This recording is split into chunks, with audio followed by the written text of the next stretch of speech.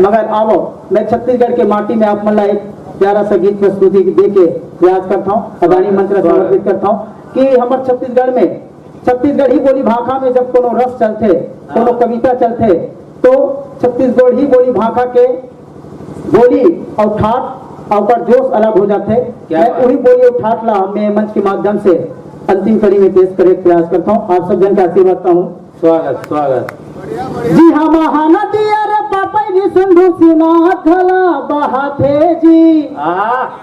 जी हाँ महानदी अरे पापा जी सिंधु सीना खला बहाते जी। सूर्य नारायण गिरपुरी धाम राजी माँ गंगा नहाते जी। भारत माँ के दुलौरी बेटी धान कटोरा कहाते जी। हमर छत्तीसगढ़ी हवा खा छठी खुरमी कसमी ठाते जी। हमर छत्तीसगढ़ी हवा खा छठी खुरमी कसमी ठाते जी।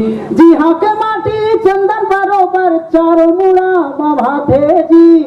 जी हाँ के माटी चंदन बरोबर चारों मुड़ा मभाते जी। और यहाँ के बोली संस्कृति महिमाला अबर चूलेठा बताते जी। हमर छत्तीसगढ़ी हवा खा छठी खुरमी कसमी ठाते जी। हमर छत्तीसगढ़ी हवा खा छठी खुरमी कसमी ठाते जी। औती महवै दाई खलारी दुड़ती महे बमलाई।